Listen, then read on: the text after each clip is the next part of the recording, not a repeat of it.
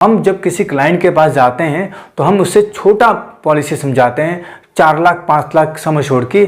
जब उसको 25 lakh 50 lakh sum assured की पॉलिसी समझाएंगे, बड़ा समझाएंगे, तभी तो छोटा आएगा उसमें से, और बड़ा तो आएगा ही आएगा। आप समझाएंगे ही छोटा तो बड़ा पॉलिसी आपको कैसे मिलेगी? दोस्तों, अपनी सीमाओं को हमें लांघना है, हमें तोड़ना है, हमें बड़ी बात करनी है। बड़ी बात करेंगे तो बड़ी बात बनेगी। दोस्तों, आप किसी भी कस्टमर को, किसी भी क्लाइंट को 25 लाख से कम सम एश्योर्ड का पॉलिसी मत समझाइए। दोस्तों, क्या आपको पता है कि आप LIC एजेंट क्यों बने?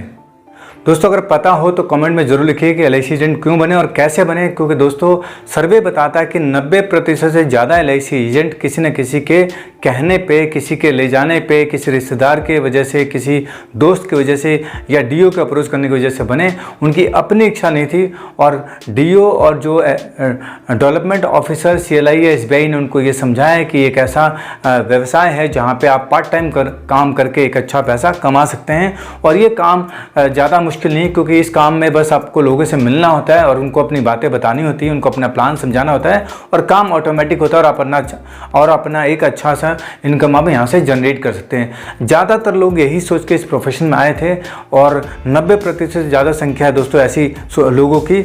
और 10% लोग ऐसे हैं जो कि जिनके पिताजी या जिनके घर में लोग LIC का काम करते थे, उस काम को वो कैरी फॉरवर्ड कर रहे हैं, या उन्होंने अपनी मर्जी से इंश्योरेंस में आए हैं, या उनका एक्सपीरियंस रहा है पुराना इंश्योरेंस का, इस वजह से वो LIC में उन्होंने एजेंसी ली हुई है।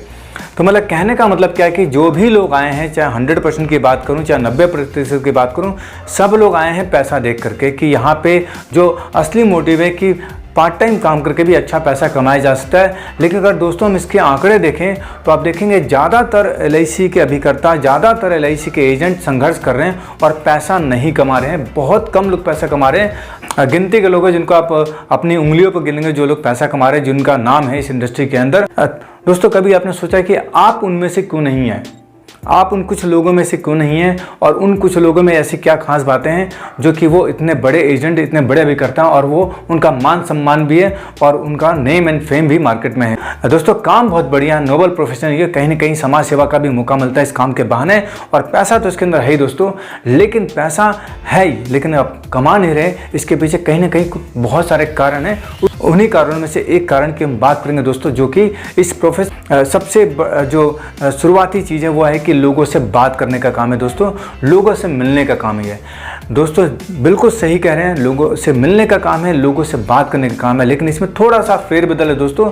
लोगों से मिलने के साथ साथ बात तो करनी है, लेकिन बड़ी बात करनी है। आपको बड़ी बात करनी है, तभी बड़ा काम आएगा, और बड़ा काम आएगा तभी आपका नाम होगा, आपके पास पैसा होगा, और आपके समाज में आपका रुतबा होगा।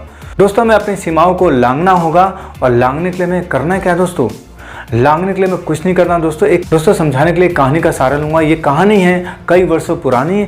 एक राज्य में एक राजा होते थे जो बहुत ही बलवान, विद्वान और धनवान थे, और उनकी प्रजा उनसे बहुत खुश थी दोस्तों। किसी भी तरीके का दुख उस राज्य में नहीं था, क्योंकि राजा जैसे ही राजा को पता चलता था कि मेरे राज्य में कोई दुखी है, तो राजा उस का दुख दूर करने के लिए तत्पर अपने मंत्रियों को बोलते थे, और मंत्री जाकर के उसके जो भी कमियां होती थी उसको पूरा कर देते थे। ऐसे ही राजा जब रोज़ दरबार लगा करके अपने कक्ष में विश्राम करने के लिए जाते थे, तो जब एक दिन वो जब विश्राम कर रहे थे, विश्राम करने के दौरान उनकी नज़र अपने कक्ष के दीवारों पर पड़ी, तो देखा जो उनके पूर्वज हैं उन सब की तस्वीरें लगी पड़ी हैं उस पूरे कक्ष में, और बहुत ही सुंदर सुंदर तस्वीरें लगी पड़ी। तो राजा के दिमाग में भी ख्याल आया कि क्यों ना मैं भी अपनी एक तस्वीर यहाँ पे लगवाऊँ, ताकि मेरे आने वाला जो वंशज है, मेरे आने वाले जो जनरेशन है, उनको भी पता चले कि हमारी पूर्वज किस तरीके की थी, ताकि उनके वो भी गर्वान्वित महसूस कर सके अपने आप को। तो ये बात राजा के जब दिमाग में आई, तो राजा ने अपने मंत्री को बुलाया, और मंत्री को बुला करके राजा ने कहा कि पूरे राज्य में ऐलान करवा दो कि जो भी मेरा सबसे सुंदर चित्र बनाएगा उसको मैं मुँह मांगा इनाम दूंगा।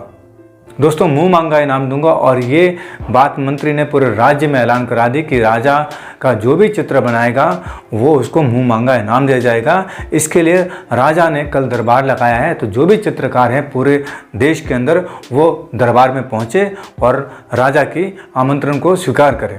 दोस्तों जब अगले दिन दरबार लगा तो बहुत सारे चित्रकार दरबार में आए और राजा जब आए अपने सिंहासन पर बैठने के लिए और राजा ने सबका स्वागत किया और राजा ने जब अपनी बात कही कि आप सब लोगों को पता होगा कि मैंने एक ऐलान किया कि जो भी मेरी सबसे सुंदर तस्वीर बनाएगा उसको मैं मुँह मांगा इनाम दूंगा।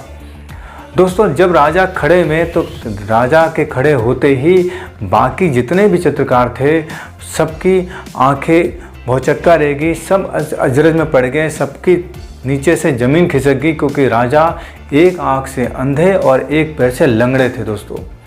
और इस राजा ने कहा है कि मेरी सबसे सुंदर तस्वीर जो बनाएगा उसको मैं इनाम दूंगा मुँह मांगा, और जो मेरी तस्वीर ख़राब बनाएगा उसको मैं सर कलम करवा दूंगा। दोस्तों ये सोच के सारे चित्रकारों में बातचीत होने लगी कि भाई ये तो सर से लेके पैर तक कमी है, तो इसकी चित्रकारी हम कैसे करें। तो राजा का जब प्रस्ताव एक चित्रकार ने स्वीकार किया और उसने पूरी भीड़ में से आगे निकल के बोला कि राजा मैं आपका चित्र बनाऊंगा, क्या मुझे आप अनुमति देंगे। राजा ने खुश होकर के उसको बोला कि आपका बिल्कुल स्वागत है, और मुझे तो ये सोचकर हैरानी हो रही कि इतने सारे चित्रकारों में सिर्फ आप ही हैं जिन्होंने ये हिम्मत की है आगे आकर के बोलने की कि मेरा चित्र बनाएंगे। तो मैं आपको बता दूं मेरा चित्र सुंदर होना चाहिए, सुंदर होगा तो मैं आपको मुँह मांगा इनाम दूंगा, और अगर ख़राब हुआ तो मैं आपका सर कलम करवा दूंगा। इस बात को स्वीकारते हुए उस चित्रकार ने हामी भरी, लेकिन बाकी जो चित्रकार थे सब कानाफूसी करने और उसको समझाने लग गए कि तू क्या ज़्यादा समझदार है, तू क्या ज़्यादा वो हो गया है, हमसे ज़्यादा चित्रकारी तो आती है। हमने जब राजा को देख लिया, समझ लिया कि भाई इसकी चित्रकारी बनाएंगे कैसे, सर से लेके पैर तक तो ये आधा है, तो इसको हम कैसे तैयार करेंगे और हमसे बन ही नहीं पाएगा, और तूने ये अपनी मौत को दावत दे दिया। उसने इन सब बातों को दरकिनार करते हुए राजा की अनुमति से राजा का चित्र बनाना शुरू किया। दोस्तों आप देख करके सुन करके हैरान हो जाएंगे कि उस चित्रकार ने ये हिम्मत दिखाई अपनी, ये उम्मीद जगाई अपनी, और राजा का चित्र बनाया। और राजा को जब अपना चित्र उसने पेश किया तो राजा तारीफ़ करते नहीं रुका, और राजा ने बोला कि क्या तुमने मेरी चित्र बनाई है, मांगो तुम क्या मांगते हो, और तुम्हें जो भी मांगोगे वो सब कुछ तुम्हें दिया जाएगा। यहाँ पे ये चीज़ देख करके कि राजा उस चित्रकार की तारीफ़ कर रहा है, सारे चित्रकारों में हड़कंप मच चुका था कि ऐसा इसने क्या चित्र बना दी कि राजा देख करके खुश हो रहा है, उसकी तारीफ़ कर रहा है। लेकिन जब राजा ने चित्र को सबको दिखाया तो सभी देख करके हैरान रह गए दोस्तों, क्योंकि उस चित्रकार ने राजा की जो कमी थी, यानी एक आंख से अंधा और एक पैर से लंगड़ा, उस चित्रकार ने राजा को शिकारी अवस्था में उसका चित्र बनाया, जिसमें ये दिखाया कि जंगल में राजा शिकार करने गया हुआ है और धनुष, एक आंख बंद करके धनुष से निशाना लगा रहे हैं और एक पैर मोड़ करके वो शिकार को देख रहे हैं। तो इस तरीके से उसने चित्र को पेश किया जिससे राजा की दोनों कमियां छुप गई और राजा की सुंदर तस्वीर बनी, और राजा ने उसको मुंह मांगा इनाम दिया। दोस्तों कहने का मतलब ये है कि हम बड़ा बोलते ही नहीं है, हम जब किसी क्लाइंट के पास जाते हैं तो हम उससे छोटा पॉलिसी समझाते हैं, 4 लाख 5 लाख सम एश्योर्ड की। जब उसको 25 लाख 50 लाख सम एश्योर्ड की पॉलिसी समझाएंगे, बड़ा समझाएंगे, तभी तो छोटा आएगा उसमें से, और बड़ा तो आएगा ही आएगा। आप समझाएंगे ही छोटा तो बड़ा पॉलिसी आपको कैसे मिलेगी। दोस्तों अपनी सीमाओं को हमें लांघना है, हमें तोड़ना है, हमें बड़ी बात करनी है। बड़ी बात करेंगे तो बड़ी बात बनेगी। दोस्तों आप किसी भी कस्टमर को, किसी भी क्लाइंट को 25 लाख से कम सम एश्योर्ड का पॉलिसी मत समझाइए।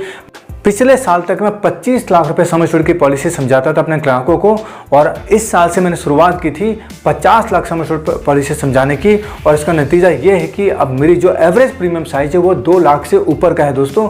यानी कि कहीं ना कहीं पे बड़ी पॉलिसी समझाते हैं तो हमें ये नहीं सोचना है कि वो पैसा दे पाएगा कि नहीं दे पाएगा, वो पॉलिसी ले पाएगा कि नहीं ले पाएगा, क्योंकि दोस्तों प्रीमियम उसको देना है, बेनिफिट उसको मिलेगा, सब कुछ उसका है।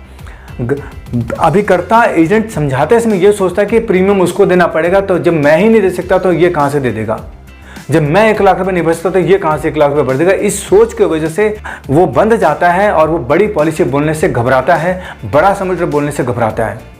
तो दोस्तों अपने दिमाग से चीज़ें निकाल देनी है, अपनी बड़ी पॉलिसी की बात करनी, क्योंकि आजकल जो सिस्टम है LIC का बहुत अच्छा हो चुका है।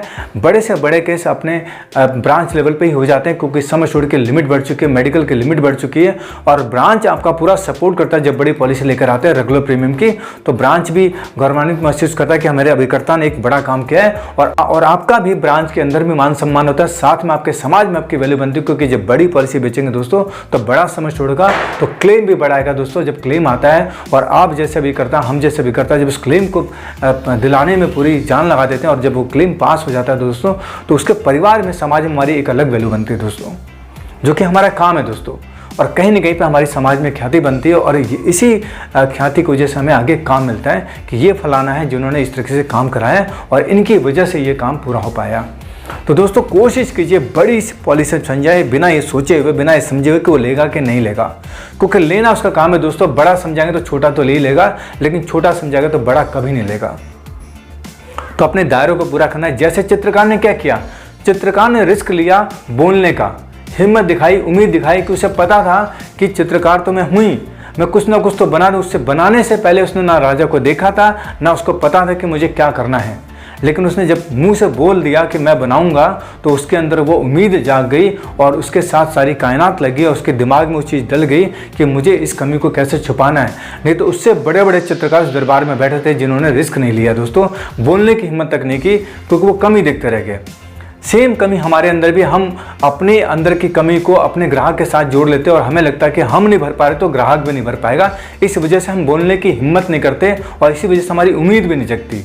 तो दोस्तों ये बिना सोचे हुए आपको भी इस चित्रकार की तरह अपनी पहल करनी है और जब पहल करेंगे तो दोस्तों आपको भी कोई ऐसा राजा मिलेगा जो आपको आपके काम की वजह से आपको मालामाल कर देगा दोस्तों और आपका नाम समाज में फैला देगा और कि ये वो अभिकर्ता हैं जिन्होंने मेरी इतनी बड़ी पॉलिसी की है। दोस्तों कहानी अच्छी लगी हो और इसका संदेश अच्छा लगा हो तो दोस्तों वीडियो को लाइक ज़रूर करें, चैनल को सब्सक्राइब जरूर करें और बेल आइकन को हिट कर दें, ताकि इस तरह की इन्फॉर्मेटिव वीडियो, इस तरह की मोटिवेशनल वीडियो आपको जल्द से जल्द मिल सके।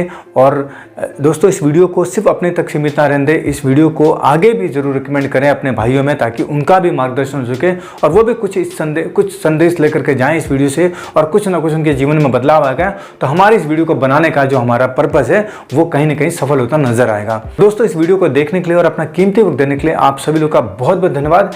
मिलेंगे किसी अगले वीडियो में अगले टॉपिक के साथ, तब तक के लिए नमस्कार, जय हिंद, जय भारत।